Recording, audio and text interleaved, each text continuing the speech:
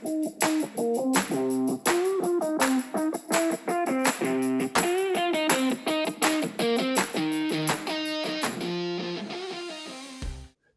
welcome everybody, and welcome to LUYL, where our goal is to help you level up your life through mentorship, accountability, community, and education. Today, we have a very special guest, somebody that I've spent a lot of time around, gotten to know really well, and that you guys are going to get sick of hearing this, but we flew Army Blackhawks together, and he's moved on to teach the next generation of Army Warrant Officers coming out of the Army National Guard. He's a TAC officer, which I training and something else. Training, Hit it. What's advising, that officer? and counseling now. There you go. Training, Or advising, coaching. and counseling, It changed to and coaching. coaching. Not a counselor. Coaching. We're a coach now. Nice. Well, I'm more than happy to introduce, and I appreciate his time for showing up today, Dustin Brucken. He's a good friend of mine and somebody who we've had kind of two-way mentorship through a lot of times. He followed me into, well, he didn't follow me. He came later flying Army Blackhawks. We got the opportunity to fly together several times, and now he came to the airlines, which we had lots of conversations about what life was like over here and what I was doing, so that he could get to where he's at now. Dustin, if you could tell our listeners a little bit about yourself, give us a little bit of background, and tell us about your story. Well, I grew up in Kansas. I've pretty much lived in Kansas my entire life, mostly Seneca, Kansas, and Manhattan, which I've lived in Manhattan, Kansas for 20 some years now. So I would say I'm kind of a local at this point. And from there, joined the military, National Guard, in 2006 in the infantry, which is a lot of fun. Doesn't really do a whole lot for your body at that point. Let you back hurts, your knees hurt, and all that other good stuff. But it paid for my college, so that's why I joined the Guard there for a little while. And other than that, got tired of walking around, humping my life on my back. Was in Kosovo in 2009. Seen a fancy little green helicopter fly over at one point while we were doing an exercise. So I was like, I want to do that. That looks really fun. I was like, I'm Seems a lot more comfortable than walking around down here, huh? It really did. And so, I started when I got home, started the process, got boarded, and finished college about the same time I went to Army flight school. And graduated that somewhere around 2014-ish. I have to think about it, how many days that's been. It's been a few days ago. So Yep. roughly about 2014, I think it was March 2014 or February 2014, somewhere. I don't know what it was. But regardless, went to Salina. Well, actually, I started off in Topeka for a few months and then got to Salina, Kansas, where I met Keith here. And flew with him a little bit. I wasn't real sure whether or not I wanted to stick around in the military after my last deployment. 2019-ish is when I got home. And until I found from one of our other Army friends, Mike Sully, he brought me over to the RTI, which is a remote training site for National Guard. And he's an instructor there. So I was like, well, he kind of brought me over there, and he's like, oh, you'll like this. You'll like this. This is a great place. I was like, man, I don't know about that. My experience of Warrant Officer Candidate School, not fun, which is most people have that absolutely terrible view of Warrant Officer Candidate School, especially military or pilots, because they go to Fort Novacil now. But went over there for a weekend. I was actually pretty excited after that first weekend. Uh, wasn't able to drag Keith in there before he got out, but I tried. I So tried. I'd like to reiterate a little bit that you had somebody that you were closely related with who told you about something that you weren't really sure about. You weren't interested initially, and he said, "Come on, let's go check this out. Let's look at it together and see what you think." And you went in with, maybe even a less than open mind about something new, and found out that the grass might in fact be greener in some cases on the other side. Is that It, right? it is. There's definitely times the grass is definitely greener on the other side. Not always the But you case, should but definitely be asking somebody who is standing on the grass on the other side, not somebody who is, hey, look how nice that is over there. that's true. That is true. That is very, very true. But spent some time there. I've been there since whew, it's probably coming up on 4 or 5 years now with the RTI. During that time, I've mentored, let's see, I've had four three phase ones and a phase two, which is usually you get 10 to 12 candidates in. So, been pretty good time. Good time as in it's good and humbling at the same time. You get to see help people grow through the course. And part of it is taking some people that have been told, I'll say it like this, their shit doesn't stink for a long time in the military. And then you have to humble them a little bit as you go through. Yeah, The majority of them are pretty appreciative at the end. Some of them probably still don't like your comments that you give them, even if it's warranted. But that's all right. Not everybody. Not everybody's gonna like you, regardless what you do. absolutely.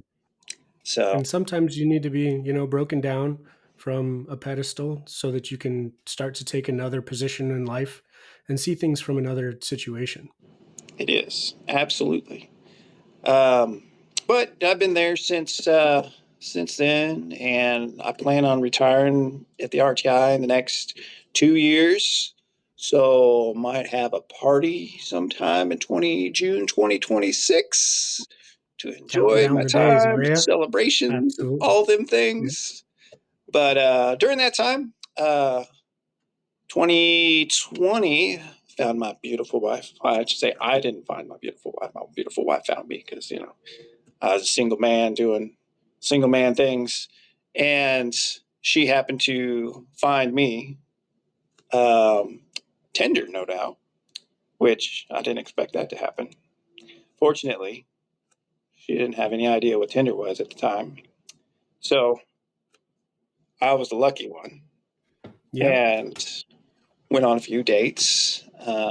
Found out that she's not from the U.S., which totally surprised me. I know she knows this, but like I couldn't pronounce her name for a while correctly. Fortunately, she didn't take that against me. I still have to ask you every time we meet up, so it's fine. She didn't take it against me. So I still, it is what it is. Somehow I convinced her to get married to me. That's a great thing. And we have a kid together now who is almost 5 months old at this point. So on the 22nd of this month, Amelia will be 5 months old, which pretty amazing. Cutest little Yeah, baby you've ever seen. Just saying. absolutely. But other than that, been like you stated before, been with the airline since I guess it'll be 7 years here in November. So whatever that tracks back to, I don't look at math anymore. I just gotta Yeah, show up and do things. right. Um, at this point in my flying career, I'd kind of let the first officer screw things up just to the point where we have to go around, and then we go around because nobody learns if they don't screw things up. And I don't know how many times I screwed things up in life, but gotta learn. Was that saying of wisdom comes from experience? Absolutely. Experience comes from As long screwing as things up. somebody's up there keeping it safe, Yeah. we're all going to be good to go. Yeah, just close your eyes. Don't worry about it.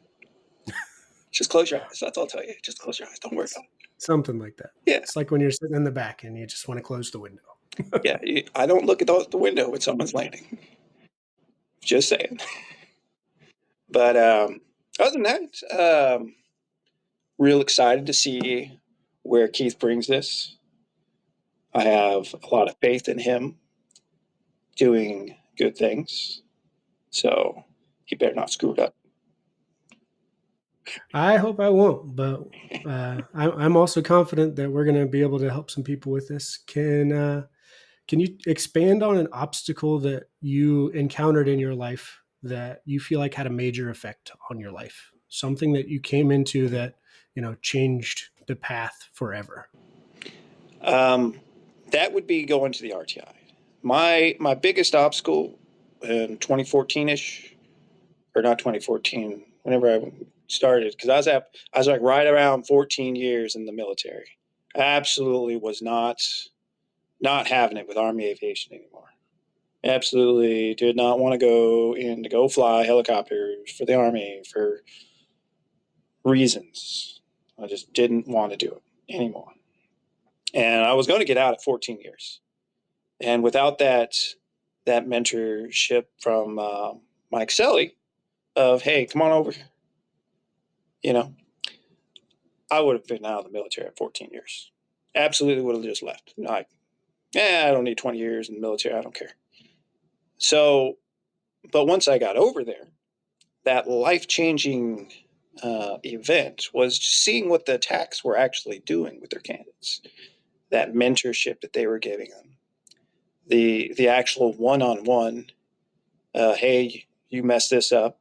These are some of the reasons why you messed it up, and here, what can we do to not do this in the future, or what can we do better as mentoring? And the two tacks that were there when I got there was Fankhauser and Altz. I didn't have a whole lot of interaction with Mr. Altz, but Mr. Fankhauser I did. And Mr. Fankhauser and I are still good friends. He stays over at the house every once in a while because he's, transitioning to going to Fort Riley or whatever he's doing. He's been doing lots of deployments lately. I don't know. He's too many deployments in my life, but Yep. it's he stops by and everything. I'll send him a jar of salsa every once in a while he's deployed, and that was probably the one of the bigger things, hurdles I should say, that I've had. Like, because like I was ready to be like, peace out, really was, and Yep. without that, it definitely shifted my mindset on the different things I can do in the military and help out the next generation of soldiers coming through. Whether they like my mentoring or not, it could be good, could be bad. Um, Most of the time, they are very appreciative on what goes on. Fortunately, there's no Yelp for TAC officers. They're not giving you a 1 or 5 star rating on the way out the door. So, Well, they definitely give you a review, right. and 90% of the time the reviews are pretty good because you're as a TAC, you're there to coach, you're there to mentor them, and as long as you don't just sit there and go to your office, you actually show up and you're in front of your candidates and you're actually giving some kind of LDP, leadership development class of some sort. They're there. They're going to be engaged, Absolutely. and you can tell which ones are, after you've done it a little while. You can tell which candidates are, they have something else on their mind and they're not as engaging, which leads into more questions and talks with that specific candidate. Absolutely. So, if our listener is at this major crossroad in their life, think of yourself when you were right at 14 years before you went over to the RTI and figured out that that was a route that you wanted to take. Think about if you could have a conversation with Dustin right in that transition where he's super unhappy with everything in the Kansas Guard, or um, somebody's at a major fork in the road. What would you tell that person? How would you help them with that situation? Well, what I would do is I'd sit there and tell them, like, hey, there are other things that you can do in the Guard, for instance, or there are other things that you can do that would help you through this. For instance, talking, like I did, talking to other mentors, talking to people around you, seeing what they're doing. There's, like I said, there's a lot of things that involve conversations with others, and talking through stuff like that. It will get you through a lot of hard issues. Absolutely. So in a time where you're unhappy with what's going on, and the tendency for most people is to withdraw within themselves and to not be with community with the other people. So what I'm gathering from you is you should make community with those people. You should discuss with the people around you the things that they're doing, maybe to enjoy themselves more, or the things that they're doing to transition into something else, so that you can find a path so that you can continue progressing forward, rather than starting over with something else. Oh yeah, like definitely having some kind of community. If you don't have at least two or three people that you can go to with your issue, I'm not talking about two or three people that are going to give you 30 things that you should have done the last 10 years, that, 30 people that are just going to tell you all kinds of things. I'm talking like two or three people that will listen, actually sit down and listen to what you're saying, because you've got to have those people to listen. You might not want a a thing that can help you. You just might want somebody to listen. Most people can figure out what they should do or will do on their own. You just need someone that will listen. Being present in those conversations is definitely something that some people struggle with, but is very important in those personal relationships and mentorships. That one of the most important things that you're saying with what you're talking about is being present, listening to what they want, listening to the things that they're going for, and helping them to mold that into their future path. All right, so transitioning from that, what is a characteristic that defines a good man? If you think of all the men in your life, or you think of one person in particular that just like blows you away with how good of a man they are, how good of a person that they are, what is a characteristic that either they all share, or that one person embodies further than everyone else that that puts them on another level above the other people? Characteristic, they show up. I'm going to say it that way. They show up. And every single individual that I know that's, I would say, is a good man or a good person. I will say person. They're not necessarily just a man, but like a good person shows up. Like when you have an issue, they show up. They're there. Um, like I said, Mr. Lockhart from the RTI, he is he is always there if you need him. Always there to talk about anything that you need to talk about. So someone that shows up and is there. That would be, I'd say, the biggest characteristic. Absolutely. So there are all those people in your phone, and in these days, people have 600 to 1,000 plus people in their phone, but there's that one or two or maybe five people that, you have a flat tire in the middle of the night. They're going to answer their phone. They're going to come and, get you out of that situation. And, that's something that has to be built. That's not something that happens by accident. So I absolutely agree with that. What is one piece of wisdom that you would pass on for our listeners, for a mentee, or for the next generation of men who are looking for, what they're going to do with their life, how they're going to better themselves, and how they're going to head down the path towards their future self? Be that person that shows up and is there for others.